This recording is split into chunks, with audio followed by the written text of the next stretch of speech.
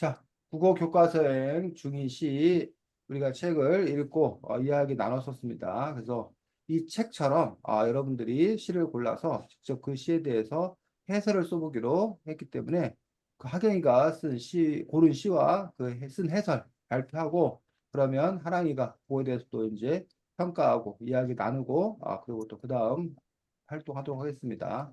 먼저 한 편씩 할 수 있도록 하겠습니다. 아,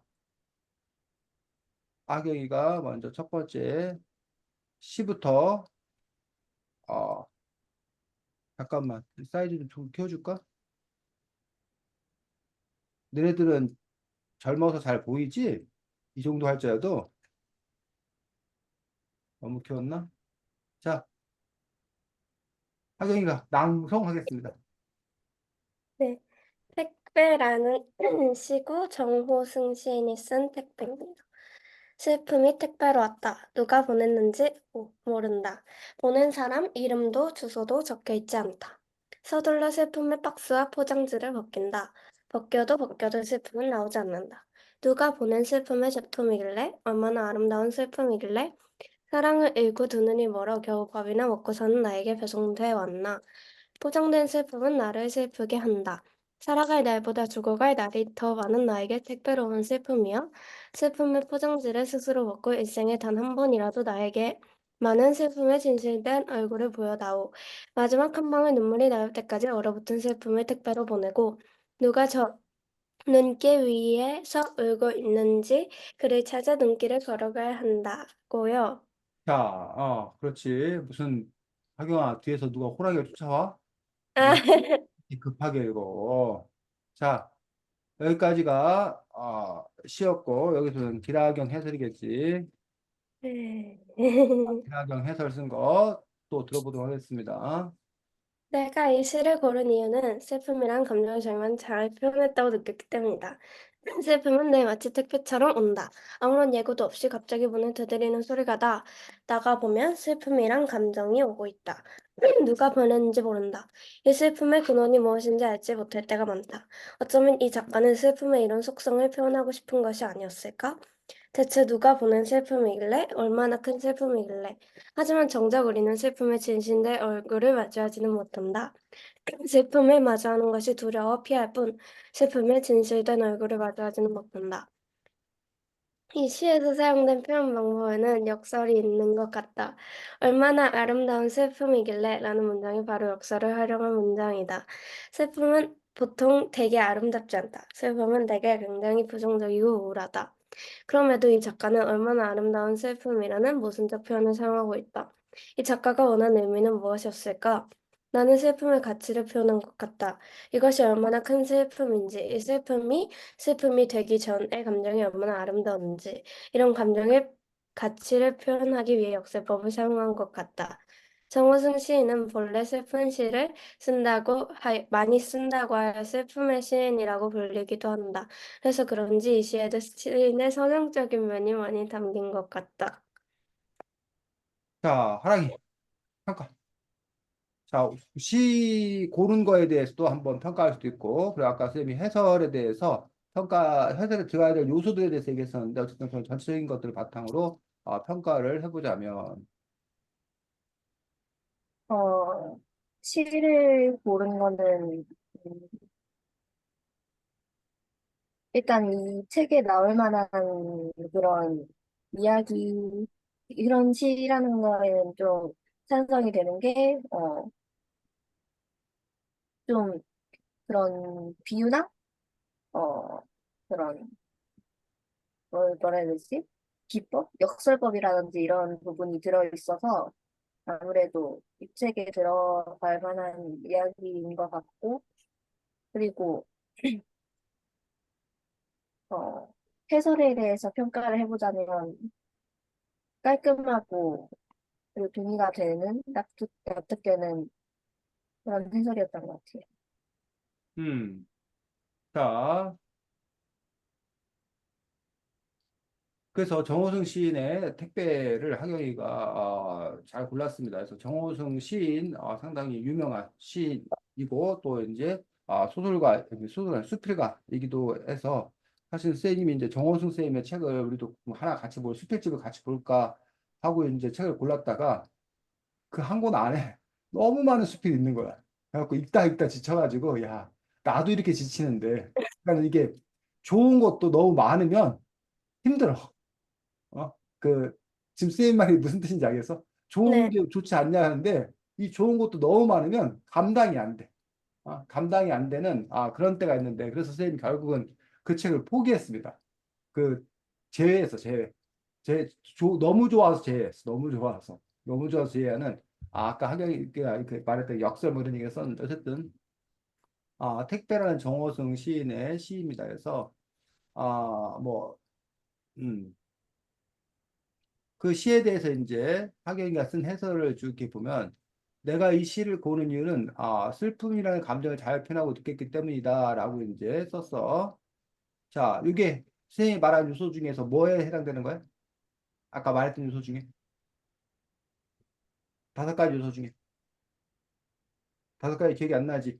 시 내용 설명, 시인 설명, 시 표현, 그다음에 시가 갖고 있는 의미, 시에 대한 평가. 의미, 어? 의미. 뭐 의미일 수도 있고 아니면 슬픔이라는 감정이 정말 잘 표현되고 느껴서 골랐다니까 이 시는 슬픔이라는 감정이 잘 표현된 시다라고 하경이가 뭐 한 거야? 평가한 거야, 평가.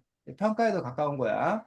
자, 그 다음에 하경이 스타일, 하경이가 늘 글 쓸 때 요거 좋아해, 하경이가. 하경이가 자기의식이 강해가지고 내가, 나는 이라는 말을 참 잘 써. 그래서 뭐 그럴 수 있다고 생각합니다. 그래서 내가라는 말 빼도 이 시를 고른 이유는 슬픔의 발표다 느꼈기 때문이다라고 해도 당연히 이렇게 느낀 사람 누구야? 저요. 하경이야. 그래서 내가 나는이라는 말 뭐 하지 않으면 이 말을 쓰지 않으면 하경이의 마음이라는 걸 모를 때 그럴 때만 뭐라고 그랬어? 나는과 내가는 써야 된다라고 얘기했습니다. 그 다음에 이 시를 고른 이유는 이라고 이렇게 이유는 때문이다라고 써도 되는데 그냥 이 시는 슬픔이라는 감정이 정말 잘 표현되어 있다. 라고 해도 결국 같은 얘기잖아. 네. 그래서 요 이야기를 이렇게 뭐 하라고? 백. 그냥 더 적으면 슬픔이라는 슬픈 감정이 잘 표현된 시입니다. 슬픈 감정을 잘 표현한 시입니다. 자, 아니면 슬픔이라는 감정을 잘 표현한 시입니다. 이런 식으로 요 문장을 뭐 할 수 있다? 바꿔줄 수 있다라는 얘기야. 그래서 지금 요 문장과 요 문장의 차이. 의미가 의미는 같은데, 물론 이제 일부러 이런 식으로 표현함으로써 노리는 효과가 있을 수 있어. 그래서 그런 의도가 있다라면 그렇게 쓴 게 맞고, 그렇지 않다라면, 간결하게 자꾸 쓰는 글 버릇을 하경이가 길렀으면 좋겠습니다. 자, 슬픔은 늘 마치 택배처럼 온다. 아무런 예고도 없이 갑자기 문을 두드리는 소리가 나가보면 슬픈 감정이 오고 있다.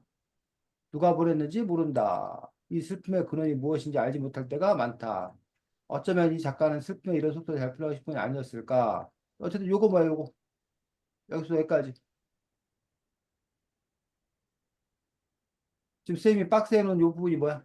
아까 쌤이 말했던 5가지 요소 중에 내용. 내용인데요. 요 시에 대해서 풀어서 이렇게 설명하고 있는 거잖아요. 풀어서. 요 이야기를 풀어서 이렇게 설명하고 있는 것들을 볼 수가 있습니다. 자, 그 다음에 어쩌면 이 작가는 슬픔의 이런 속도를 표현하고 싶은 것이 아니었을까? 대체 누가 보낸 슬픔이 얼마나 큰 슬픔일래? 하지만 정작 우리는 슬픔의 진실 얼굴을 마주보지 못한다. 두려워 피할 뿐 슬픔의 진실 얼굴을 마주하지 못한다. 이 부분은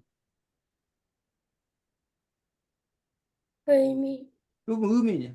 그리고 이 내용이기도 하고 의미이기도 하는데 어쨌든 하경이가 자기의 생각을 바탕으로 쓰는 그 이 시가 갖고 있는 의미에 대해서 얘기하고 있는 거야. 그 다음에 이 부분은 표현방. 어, 표현상의 특징에 관해서 이야기하고 있는 것도 볼 수가 있습니다. 그래서 아름다운 슬픔이라는 거에 대해서 이런 모순적 표현 또는 이제 역설 뭐 이런 식으로 이제 설명하고 있는 것들을 볼 수가 있습니다. 그다음에 이 작가가 원하는 의미는 무엇이었을까? 나는 슬픔의 가치를 표현한 것 같다. 여기도 역시 마찬가지야.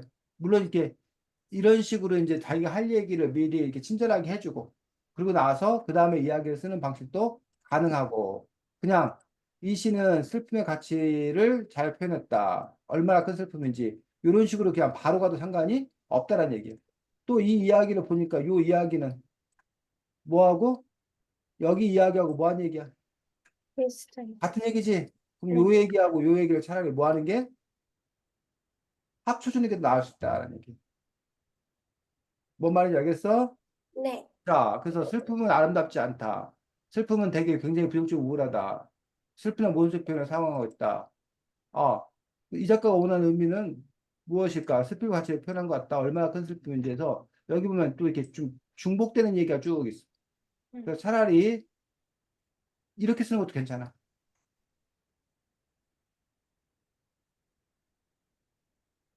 하경이가 순서를 바꿔서 첫 시작을 이렇게 하는 거야. 슬픔은 아름답지 않다. 슬픔은 되게 굉장히 부정적이고 우울하다. 그런데 아름다운 슬픔이라니. 정호승 시인은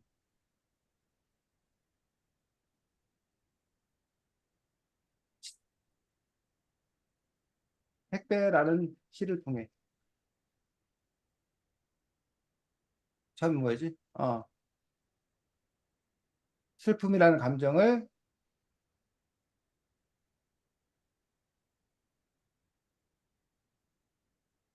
슬픔이라는 감정을 잘 표현했다. 이런 식으로 시작하는 것도 괜찮아. 응. 차라리 요 이야기를 먼저 쓰고 그 다음에 가서 이제 요거 어, 슬픔은 늘 마치 택배처럼 온다 해서 요 설명을 뒤로 빼는 어떤 그런 방식들. 그래서 요 글들을 순서를 좀 바꾼다던가 이런 식으로 이렇게 쓰는 것들도 가능하겠다라는 얘기죠. 자, 그 다음에 하랑이는 이 시를 읽으면서 뭘 느꼈어? 택배란 시를 읽으면서. 음,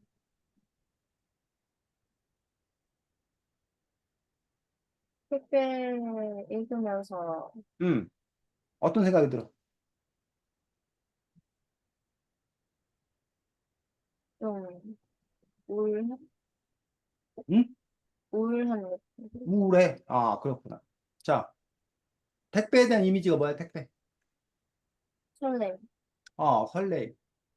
그래서, 과거에는 1년에 한 번 산타클로스 할아버지 기다렸어.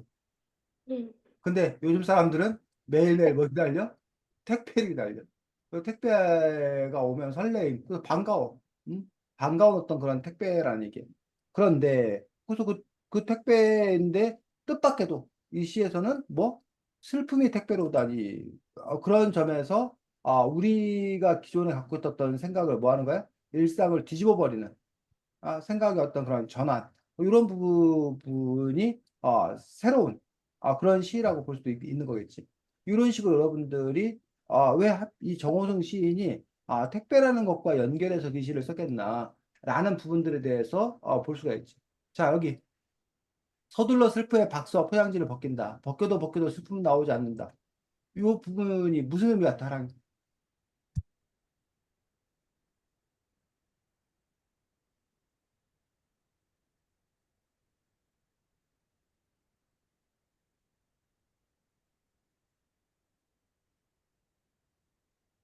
어쨌든 택배와 빗대어 쓰기 때문에 택배에서도 우리가 박스와 포장지를 벗기잖아. 그리고 벗기면 뭐가 나와? 그 내용물이 나오잖아. 근데 벗겨도 슬픔은 나오지 않는다라는 것들이 갖고 있는 의미가 뭘까? 슬픔의 박스와 포장지를 벗긴다는 의미가 뭘까? 하경이 뭘 것 같아? 음. 어, 약간 그 근원을 마주하는. 어, 도대체 내가 왜 이렇게 슬픈가? 어? 도대체 이 슬픔은 어디서 왔나? 나 왜 이렇게 슬프지? 를 뭐 한다는 거야? 어떻게 보면 탐구한다는 거야. 파헤친다는 거야. 그런데 슬픔은 나오지 않는다라는 것들은 결국 그 슬픔의 근원, 그 뿌리, 그것들은 알 수가 없다라고 해석할 수도 있다라는 거지. 그래서, 누가 보낸 슬픔의 제품이길래 얼마나 아름다운 슬픔이래. 여기 봐. 사랑을 잃고 두 눈이 멀어. 겨우 밥이나 먹고 사는 나에게 배송돼 왔나 해서 요 시인이 자기 어떤 그런 처지에 대해서 얘기를 하고 있는 거지. 그래서 포장된 슬픔은 나를 슬프게 한다. 살아갈 날보다 죽어갈 날이 더 많은 나에게 택배로 온 슬픔이요. 라고 얘기하고 있습니다. 그래서 이건 무슨 말이야? 살아갈 날보다 죽어갈 날이 더 많은 나에게. 약간 이제 음, 점점 더 클라이맥스로 가다기보다 전성기를 떠나서 때려. 음.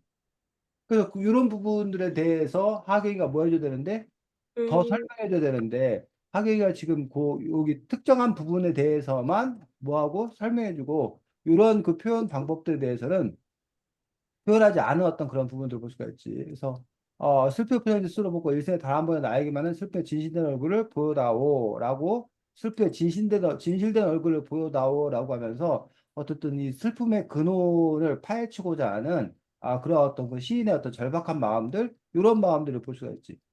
마지막 한 방울 눈물이 남을 때까지 얼어붙은 슬픔을 택배로 보내고 자 여기 부분 누가 저 눈길 위에서 울고 있는지 그를 찾아 눈길을 걸어가야 한다. 사랑이 이 마지막 문구가 어떻게 와닿아? 뭐 같아?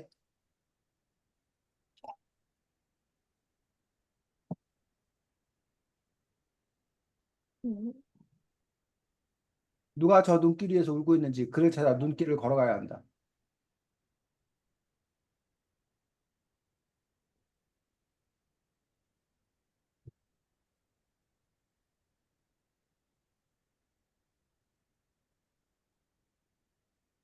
하경이, 음, 음, 음.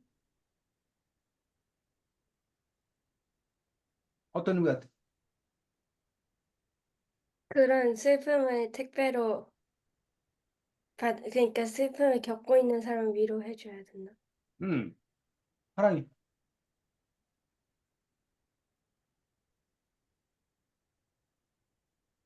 사랑아, 오늘 얼떨떨해 갑자기? 어, 어? 음, 정신을 못 차리겠어 지금? 갑자기? 당황스러워? 자, 자, 어, 그래 네 상태를 그냥 그대로 얘기해 주면 돼, 하랑아.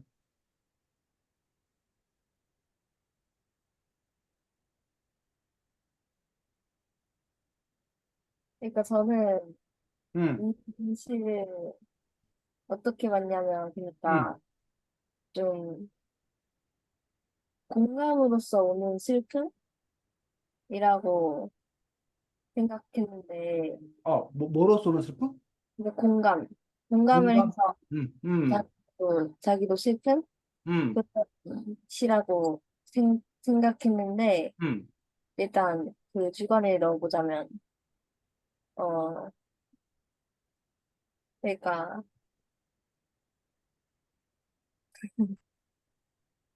어, 아마 그냥 원인을 찾아, 음. 어,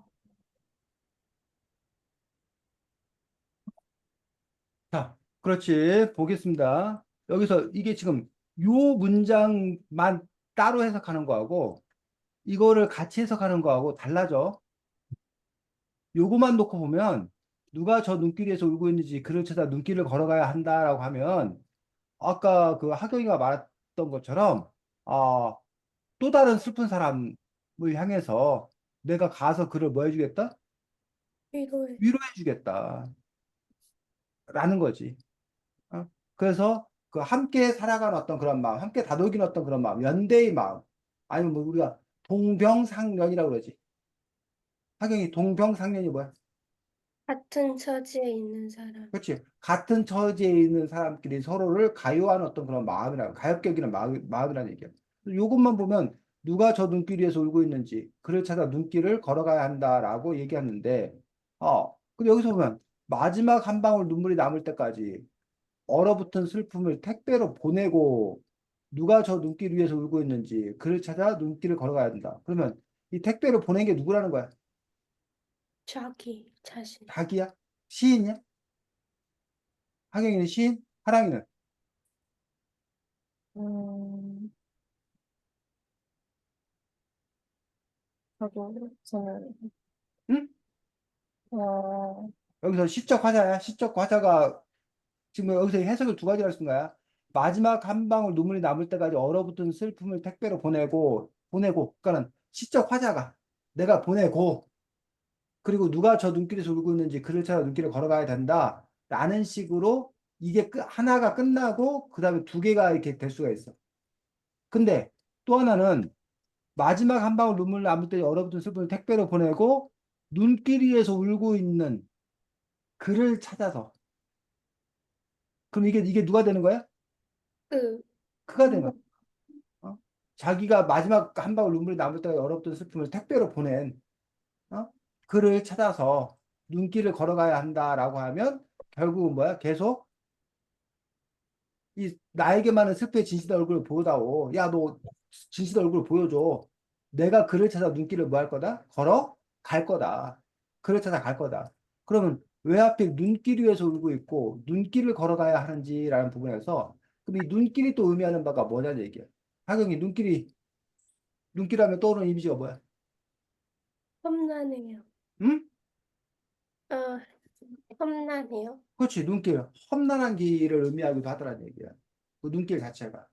하지만 또 다른 이미지는 또 어떤 의미에서 눈길 하면 순수하고 약간, 순수한 어떤 그런, 눈 쌓인 어떤 그런 길을, 아주 낭만적이지, 멋지지. 뽀드득뽀드득 소리 내면서 걷고 있는 그 길. 얼마나 멋지고 아름다워. 이 멋지고 아름다웠던 그런 길인가. 아니면, 눈보라치는 그 눈길을 내가 헤치고, 어디를 갔다 할 때 그 눈길은 고난과 역경이었던 그런 상징이라는 거지. 그런 식으로 어쨌든 이 시가 다양하게 해석될 수 있는데, 그런 점에서 우리가 이 시를 어떻게 해석할 거냐. 여기 같은 경우도 아까 말했듯이 이 슬픔의 택배를 보낸 것들이 시적 화자인지, 아니면 울고 있는 그가 바로 보낸 그 사람인지에 따라서 해석은 전혀 달라져. 그래서 울고 있는 그가 바로 이 택배를 보낸 사람이라면, 자기는 바로 이 슬픔의 근원을 찾아서 결국은 부처, 부처가 한 일이 뭐야? 해탈. 시타르타가 해탈을 가잖아. 그 시타르타의 고민은 뭐였냐면 생로병사. 왜 사람은 태어나서 병들고 늙고 죽는지, 그게 너무 뭐한 거야? 안타까워. 고민스러운 거야.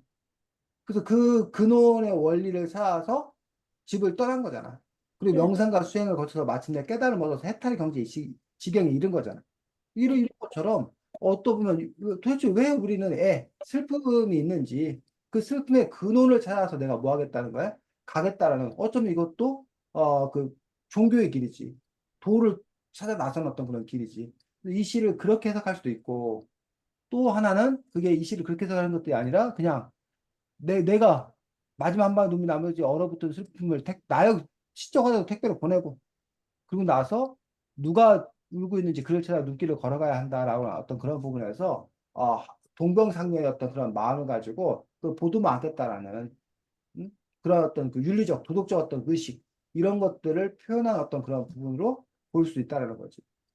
하랑이는 어느 쪽 해석이 더 너에게 와닿아? 1번이야, 2번이야?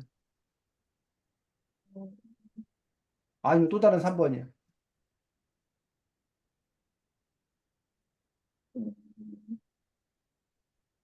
빠지고, 응? 어, 이건, 2번? 하경이는? 어, 저는 처음에는 응, 택배 보낸 게 그 시적 화자인 줄 알았는데, 응, 읽으면서도 시적 화자가 응, 슬픔을 택배로 보내고, 응, 반, 그걸 받고 우는 사람을 찾아 나서는 게 이상하다고 응, 생각을 해서 했었는데, 그렇게 응. 생각해보면, 그가 택배로 보낸 거가 맞고, 그렇게 해석하는 게 더 약간 자연스러워. 그래서 그런 점에서 이제 어쨌든 요 시에 대해서 해석을 할 필요가 있거든요. 그러면 그 부분에서 이제 어쨌든 이 시, 이게 도대체 우리들에게는 어떤 의미가 있냐, 이 사회에게는 어떤 의미가 있냐라는 거예요. 그런 점에서 최근에 가장 슬픈 사람이 누구예요?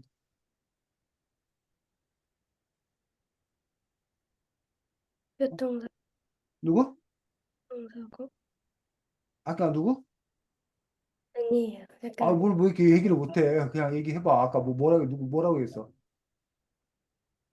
최근에 가장 슬픈 사람이 누구냐고 확연히 생각하기에. 교통사고, 유족, 어? 유족, 교통사고. 아, 저기 최근에 무슨 그 은행 직원들하고 그 시청 공무원들 저기 한 거? 무슨 뭐 차에 의해서 9명이 10명 돌아가신 거? 네, 거기 유가족들? 네. 그렇지. 그거 완전 웬 날벼락이야 진짜. 그래서 그 가족을 잃었던 그런 슬픔들. 뭐 그런 사람들이 슬픈 사람들이겠지. 또 하랑이가 보기에 최근에 가장 슬픈 게 누구야? 음, 저도, 응? 너도 뭐라고? 저도, 목소리도 왜 이렇게 잘 안 들리지? 쌤이 스피커가 문제가 있나? 자, 어쨌든 뭐 그분들 일단 유가족들이 많이 슬프고 그 외에 어쨌든 뭐 어쨌든 가족을 잃었던 그런 슬픔 그 슬픔이 얼마나 크겠어. 뭐 그 외에도 우리가 슬픔을 느낄 때가 도대체 언제인 건가? 슬픔에 대해서 여러분들이 한번 생각해 볼 수가 있다는 거지. 그러면서 이 시가 우리들에게 도대체 어떤 의미가 있을 것인지 이 시를 읽고 우리는 공감하는 지점은 뭔지 또는 이 시를 읽고 그럼 나는 뭘 어떻게 해야겠는지, 어떻게 살아야 되는지, 아니면 나의 어떤 그 마음을 뻥 뚫리게 해주는 어떤 그런 것들이 있는지. 시가 좋은 게 그런 거잖아. 아니면 내가 미처 생각하지 못하는 어떤 깨달음을 줬는지, 아니면 이 시 안에 무슨 시적 재미가 있는지. 그런 점에서 이 시는 어느 부분에 의미가 있길래 그런 부분들도 찾아서 여러분들이 그 시에 대해서 해설할 수 있을 거다라고 생각합니다. 자, 같은 시를 어떤 지금 쌤이 검색을 해보니까 반경환이라는 분이 이 시를 해설을 해놓은 게 있네. 그래서 하경이의 해설과 요 반경환이라는 분의 해설을 우리가 한번 보자고. 어, 그래서 이렇게 사람마다 이렇게 해석이 뭐 할 수 있구나? 다를 수 있구나. 그래서 해설 자체가 또 우리들에게 뭔가 깨달음을 준다라면 좋은 해석이 되는 거죠. 자, 하랑이 읽어보겠습니다. 보여? 하랑아? 안 보여? 안경 써야 돼? 아, 사랑하는 사람이나 부모 형제가 이 세상을 떠나갔을 때에도 우리는 모두 대학 입학 시험이나 취직 시험 또는 학생 최종 선거나 국회의원 선거에서 떨어졌을 때도 우리는 온다. 뜻밖의 홍수와 화재를 당했을 때에도 우리는 울고 너무나도 때이르게 실직을 하거나 이 세상에 또 상실했을 때에도 우리는 온다. 온난화로서는 그 엄청난 현실과 저널과 때문에 비롯된 행위적인 현상이며 우리는 이 현상을 슬픔이라고 부르고 있는 것이다. 슬픔은 여러 가지 복잡한 차원에서 발생하는 인간의 감정일 수밖에 없는데 왜냐하면 슬픔은 생리적이고 심리적인 현상이면서도 역사 철학적으로도 설명할 수가 있기 때문이다. 우울증, 동기부여증, 불안과 공포, 회의주의, 앵소주의, 허무주의, 일세주의 등의 기원은 슬픔이고 따라서 슬픔은 기쁨과 반대 방향에서 우리 인간들의 삶에 큰 장애를 만났다는 것입니다. 정홍순 시인의 슬픔에는 슬픔을 물질화, 성품화시키시며 이 슬픔이 발생다 이상의 택배로 왔다는 가상의 현실을 노래한 시라고 할 수 있다. 슬픔이 택배로 왔다는 매우 도발적이고 충격적인 주제부터가 우리 인간들의 마음을 사로잡고 있는데 왜냐하면 슬픔은 물건이 아니며 다른 슬픔은 택배로 보낼 수 있는 것이 아니기 때문이다. 보낸 사람의 이름도 없고 주소가 없기 때문에 어느 누가 보냈는지 모르고 서둘러 슬픔을 박수와 포장지를 벗겨보지만 그러나 벗겨도 슬픔은 나오지도 않는다. 아주 이런 슬픔도 있고 매우 깊은 슬픔도 있다. 깜처럼 짧은 슬픔도 있고 청양고추장 사람 매운 슬픔도 있다. 가벼운 슬픔도 있고 무거운 슬픔도 있다. 슬픔에도 여러 차원의 슬픔들이 있지만 그러나 얼마나 아름다운 슬픔이길래 사람을 잊고 그 눈이 멀어 겨우 밥이나 먹고 사는 나에게 슬픔은 배정되어 만나라고 정훈 시인은 아주 소용독스럽게 그러나 매우 심각하게 정면을 본다. 슬픔은 상품이 아니고 어떤 물질도 아니며 따라서 슬픔이 택배로 왔다는 가상의 현실은 그러나 사람을 잊고 두 눈이 멀어 겨우나 밥이나 먹고 사는 시인의 심리적 상황의 반영일 뿐이며 이 심리적 상황이 그의 택배의 시적 주체로 소화된 것이다. 슬픔은 낳고 슬픔이 또 다른 슬픔을 낳으며 이 수축과 확산의 형이 정우승 시인의 택배를 실어 움직이게 한다. 사람을 잃었다는 것은 두 눈이 멀었다는 것이고 두 눈이 멀었다는 것은 더 이상 살아야 할 목표와 희망을 잃어버렸다는 것이다. 따라서 살아갈 날보다 죽어갈 날이 맞는 나에게 택배로 온 슬픔은 자기가 자기 자신에게 보낸 슬픔이며 그 슬픔과 나이가 날마다 함께 살고 있으면서도 혹시 그 슬픔의 얼굴을 본 적이 없다는 것이다. 아름다운 슬픔도 없고 택배를 주고받을 슬픔도 없다. 슬픔의 출생지도 모르고 슬픔의 창자도 모르고 슬픔의 얼굴을 만나본 적도 없다. 하지만 그런 그러나 슬픔은 구체적으로 살아 움직이며 나를 괴롭히고 이 얼어붙은 슬픔을 통해 택배로 받아보게 만든다. 나의 슬픔이 또 다른 슬픔을 낳고 따라서 이 동년상련의 마음이 이 여, 영, 영동실현의 사람, 사람을 잊고 따뜻한 벽과 빛과 침실 잠잘 곳에 잃어버린 그 이웃들을 향하여 눈길을 돌리게 한다. 택배로 포장된 슬픔은 수축의 힘이 되고 그 슬픔의 진실을 부르려는 힘은 신의 힘이 된다. 슬픔이 슬픔으로 모여들고 슬픔이 슬픔으로 모여들어 그 힘을 구축한 슬픔은 너무나도 어렵고 힘든 이웃들을 찾아 나서게 된다. 살아갈 날보다 죽어갈 날이 더 많은 나에게 새로운 슬픔이여 슬픔의 표정들을 스스로 묻고 일생에 단 한 번이라도 나에게만큼 슬픔의 진실된 얼굴을 보여달라는 시구나 마지막 한 방울 눈물이 남을 때까지 얼어붙은 슬픔을 택배로 보내고 누가 더 눈길을 저고 있는지 그를 찾아 눈길을 걸어가야 한다는 시구는 진정으로 슬퍼하고 있는 자신만이 쓸 수 있는 시구이며 마음과 마음이 동하는 동변상련의 시작이라고 할 수가 있는 것이다. 제 눈에 은경이라는 말도 있고 초록은 동색이라는 말도 있다. 슬퍼하는 자만 보고 슬퍼하는 자들만을 바라보는 사람들은 슬퍼하는 자만들을 바라보면서 그들과의 무한한 동료의식과 함께 공동체 의지를 발산시키게 된다. 정호승 시인의 택배는 그의 자발감과 상실감, 즉 그의 슬픔의 선물이지만 그러나 그것이 그의 영체주의와 허무주의의 선물이라고 말하기 힘들어진다. 이 세상의 삶의 장애물 때문에 사랑과 희망의 꿈을 잃고 괴로워하지만 그러나 슬픔의 존재를 역사 철학적으로 통과하려는 집요한 노력 때문에 그의 삶의 철학으로 승화된다. 사회적, 사회적 논리 때문인지 인간의 불평등의 기원과 자원의 문제 때문인지는 모르지만 그는 그 슬픔의 기원과 그 존재 이유를 규명하려는 너무나도 분명한 목표와 그 공동체 의지를 갖고 있는 것이다. 슬픔이 더 이상 내려갈 수가 없을 때 이 슬픔의 밑바닥에서 희망의 시작이 솟아나온다. 정호승 시인의 택배는 희망의 택배이며 그 개인의 의지와 공동체 의지가 만든 삶의 철학으로 살살 타오른다. 아, 수고했습니다. 자, 그래서 요 분도 지금 보니까 약 1170여 편의 시에 대해서 해설을 썼대, 이 반경환이라는 분이. 그러니까 어쨌든 이분도 시 해설을 이런 식으로 쓰더라라는 얘기.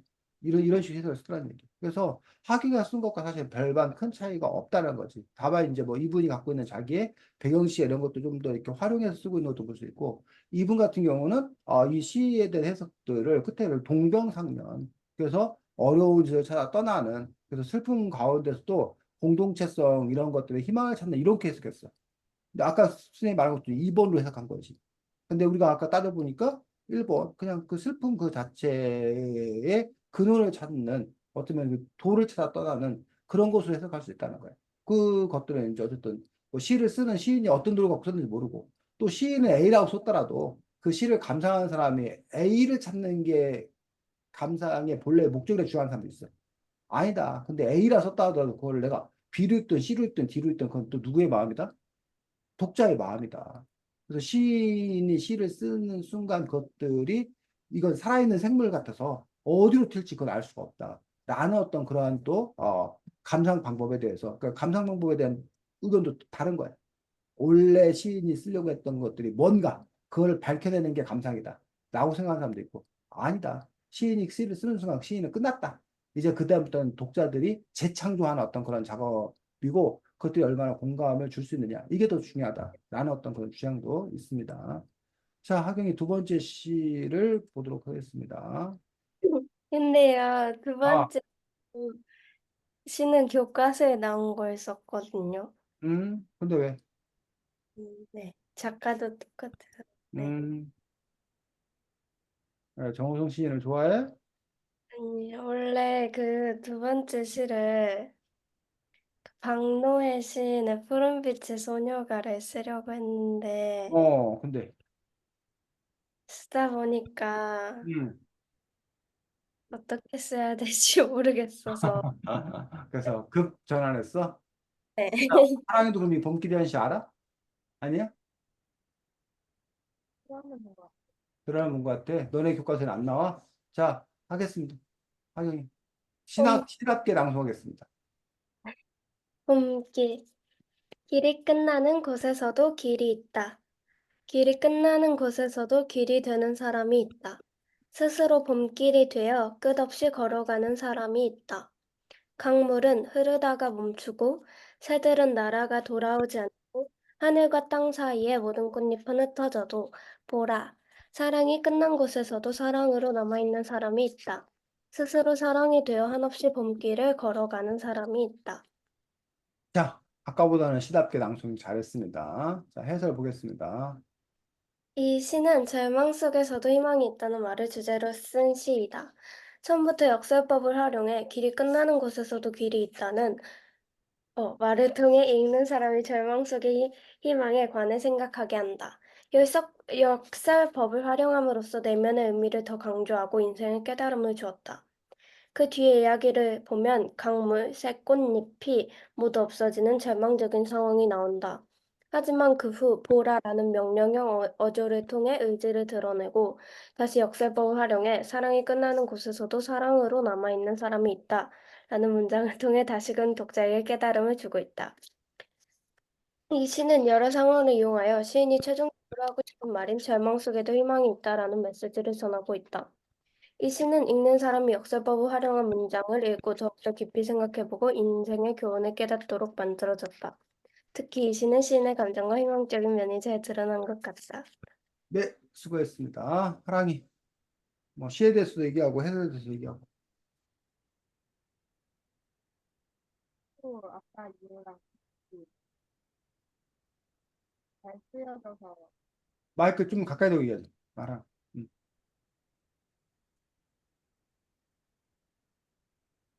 해? 시가 깔끔하게 잘 쓰여진 시 같고 음. 그리고 해설은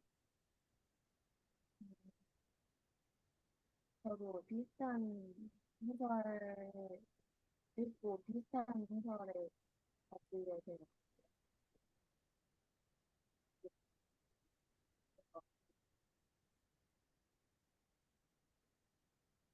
잘 해석하고 있습니다. 하경이는 하랑이 얘기 잘 들었어? 네? 하랑이 얘기 잘 들었어? 조금 들려요. 조금 들려? 알아들었어. 그래서 결론은 됐습니다.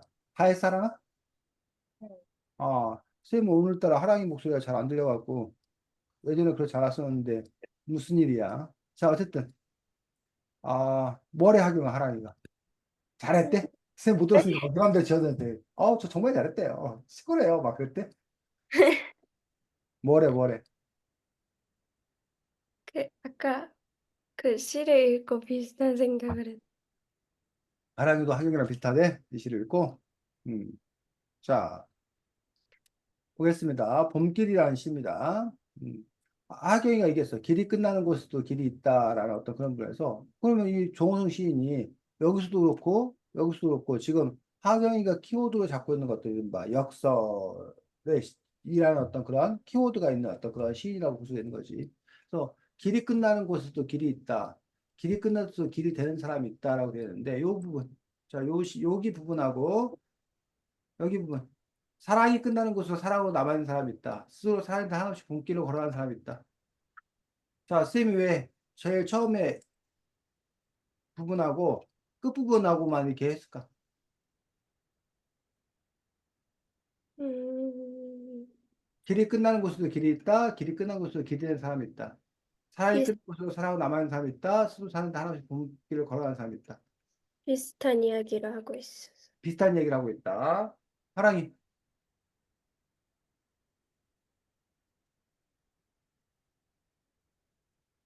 비슷한데, 어?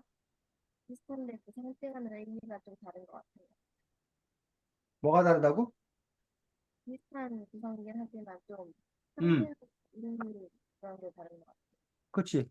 자, A가 끝나는 곳에도 A가 있다. 여기 A가 끝나는 곳, B가 끝나는 곳에도 B가 있다. 라는 식에서 글의 형식 구조가 기본적으로 같은 그런 형식도 됐거든요. 스스로 A가 되어 한없이 본길을 걸어가는 사람이 있다. 여기 A가 끝나는 곳에도 A가 되는 사람이 있다. 이런 식으로 해서 약간의 변화를 주겠지만 기본적으로 형식 구조가 같은 그러한 부분의 시라는 거야. 그래서 그런 점들이 이제 이른바 시의 특징, 이 시의 특징인 것들을 볼 수가 있습니다. 자, 그 다음에 왜 하필 제목이 봄길일까? 하경아. 음, 여름길도 있고 가을길도 있고 겨울길도 있을 것 같은데 비 오는 길도 있고 근데 왜 하필 봄길이?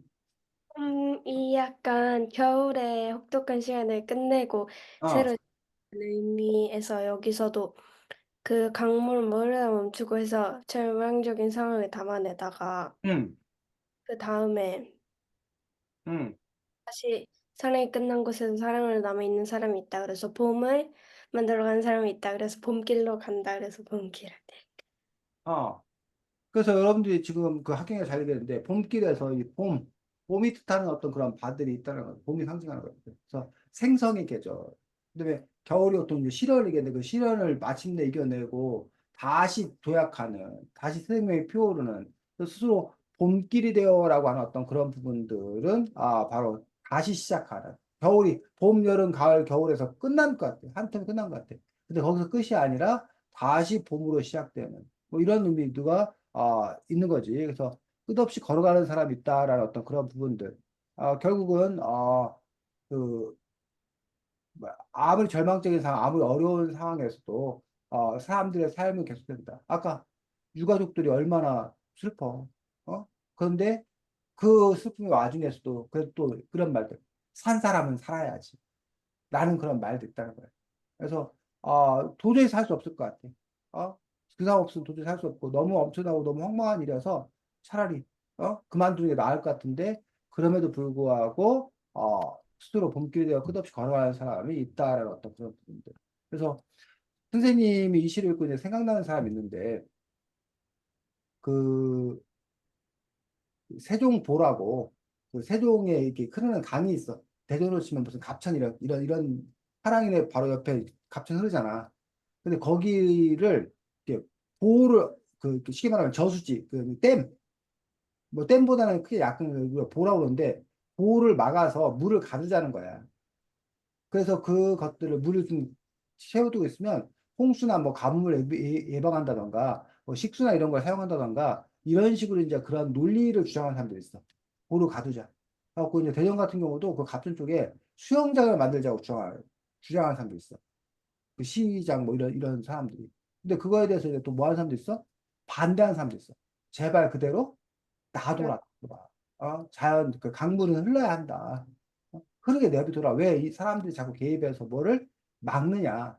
그래서 이제 그것과 관련되어서 그 활동가, 환경운동하는 활동가가 그 강물 옆에다가 텐트를 치고 지금 거의 한 50일째 천막에서 계속 지금 농성을 하고 있는 거야. 그래갖고 만약에 그 볼을 막고 거기를 물을 가두면 물 수위가 올라갈 거 아니야. 그 텐트가 다 잠길 거란 얘기야. 쉽게 말해서 나 뭐 하는 거야? 아, 나 죽여라. 어? 그 강 막으려면 나 거기다 물에다가 잠겨 죽이게 해라. 그렇게 해서 나 죽이려면 물 잠그고 안 그러면 물 흐르게 내버려둬라. 물론 이제 그거에 대해서 법을 어기는 무단 점거하는 그런 잘못된 투쟁 방식이다. 과격한 투쟁 방식이다. 라고 비난하는 사람들도 있겠지. 어? 근데 반면에 그거에 대해서 그 사람에 대해서 바로 어 정부가 바뀌고 정책이 바뀌고 그래서 뭐 지금 원래는 그 예전에 그 4대강 사업했던 거에서 뭐 보호 막았던 거를 다 지금 해체하고 뚫고 이러는 줄 알았는데 다시 정부가 바뀌면서 다시 그 4대강 그 사업이 부활하고 뭐 이러는 그 부분들에 있어서 더 이상 희망이 없다. 절망밖에 없다라고 하는데도 또 뭔가 그 일을 자기가 직접 몸을 내던져서 스스로 이제 자기가 몸길이 되어서 어, 다시 그 안에 뭔가 함께 하려고 하는 어떤 그런 사람들을 끌어모으는 사람들. 선생님은 그 이 시를 지금 학연이 덕분에 읽으면서 문득 그 활동가가 생각이 났다는 얘기. 이런 식으로 여러분들이 이 시가 우리들에게 갖는 의미가 뭔가, 요즘 현대의 사람들에게 어떤 의미가 있나 이런 부분들을 생각할 수 있고 이것들을 이제 자기 개인의 이야기를 중심으로 쓰면 감상, 자기 개인의 의견이 주관적인 어떤 그런 부분이 아니라 객관적으로 누구나 공감할 수 있는 어떤 그런 사회적인 문제로 풀었으면 해설. 뭐꼭 구분되는 건 아닌데 굳이 이제 감성과 해설을 얘기를 하자면 둘 다 기본적으로 비슷한 어떤 그런 속성들을 갖고 있는데 그런 또 차이가 있을 수 있습니다. 그래서 아 여기도 강물을 흐르다 멈추고 새든 나라가 돌아가지 않고 하늘과 땅 사이의 모든 꽃잎은 흩어져도 여기서 여기 부분들이 바로 이제 어떤 그 절망의 어떤 절대적인 절망의 어떤 그런 상황들. 그래도 사랑으로 남아있는 사람이 있다. 스스로 사랑에 대해 한없이 본캐를 걸어가는 사람이 있다라고 하는 점에서 어쨌든 자기가 길을 만드는 새로운 길을 만드는 사람들. 스스로 그 사랑을 실천하는 어떤 그런 사람들. 그런 사람들이 있다는 것들에 대해서 그런 사람들에 대한 어떤 예찬일 수도 있고 그런 사람들이 있기를 바라는 마음, 그런 사람들이 있기를 바라는 마음 또는 그런 사람이 되어야겠다는 어떤 그런 결심 이런 것들이 이 시에는 다 함께 이렇게 포함되어 있다라고 볼 수도 있습니다. 그래서 그 부분에 대한 어떤 그런 해석들은 또 이제 여러 가지 어떤 그런 해석들이 있는 것들을 볼 수가 있습니다. 그래서 과연 여러분들은 과연 어떠한 건가? 여러분들은 길을 그, 내가는 사람들인가? 아니면 여러분들은 그냥 이미 닦여진 길을 걷는 사람들인가? 아니면 닦여진 길도 귀찮아. 나 걷기 싫어. 나 안 갈래. 라는 어떤 그런 사람인가? 또 길을 걸으면서 앞을 향해 씩씩이 걷는 사람인 건가? 자꾸만 뒤를 돌아보는 사람인가? 선생님이 이사를 왔잖아? 그래갖고 아침에 이제 이렇게 동네 구경을 나선 거야. 낯선 곳이지. 그래서 선생님이 이제 스스로 생각하는 거야. 다른 사람도 나보고, 이거 뭐 이렇게 뭐야. 잘 다닌대. 여기저기 계속 호기심이 많고 탐험심이 많대. 근데 가만히 보면 내가 탐험심이 많은 사람이 아니거든, 사실은. 겁 엄청 많거든. 그 겁나는데, 그래갖고 늘 이렇게, 그리고 길치야. 길을 잘 이렇게 기억을 못해. 그래서 늘 이렇게 가면서 두려움과 걱정을 갖고 가는 거야. 근데 마음 한편에서는 궁금해. 그래서 저기도 한번 올라가 보고 싶고, 저기도 가보고 싶고, 확인해 보고 싶고, 뭐 이런 마음이 있으면서도, 거기 갔다 왔더니 괜히 안 되는 거 아닌가, 이상한 거 아닌가? 라는 어떤 그런 생각들을 같이 갖게 된 어떤 그런 사람이. 그러면서 이제 오늘 선생님이 마침 그 길에 대해 생각했어. 근데 그 길이라는 게 또 여기서 말하는 길은 로드, 물리적인 길일 수도 있지만 또 그 길은 뭐일 수도 있는 거야, 하나가?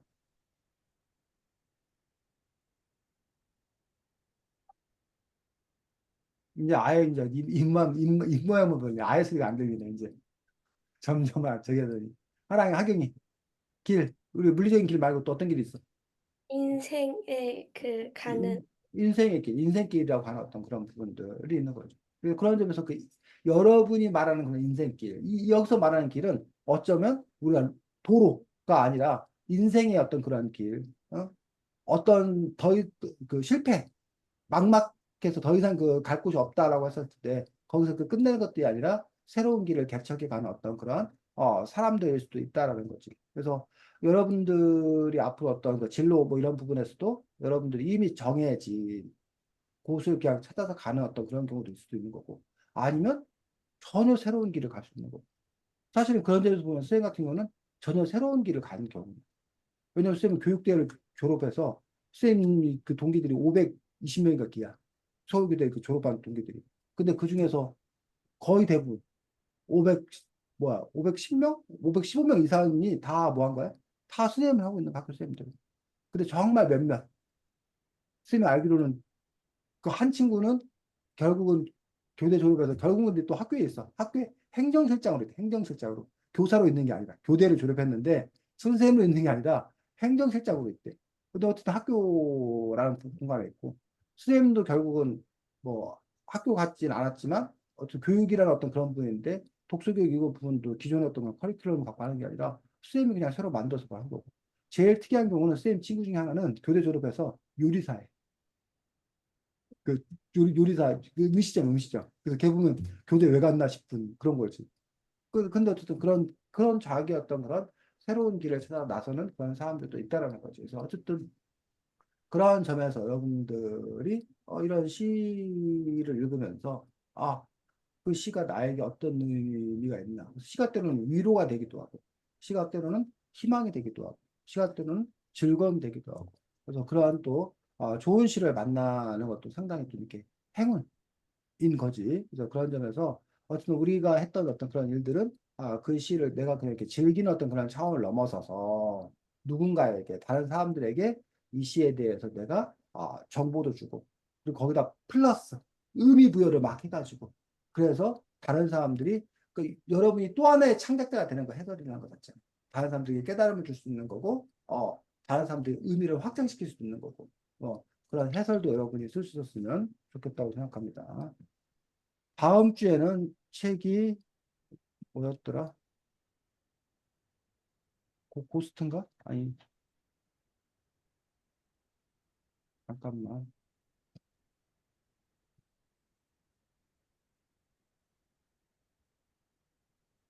다음 주에는 책이 고스트 라는 책입니다. 소설책이에요, 소설책. 그래서 고스트라는 책 가지고 다음 주에는 볼 수 있도록 하겠습니다. 자, 하랑이 하경이 수고 많았고, 하경아, 시간은 가. 그치, 하랑아? 시간은 가. 다음 주에는 또 홀가분한 마음으로 볼 수 있도록 하겠습니다. 자, 수고 많았습니다. 안녕.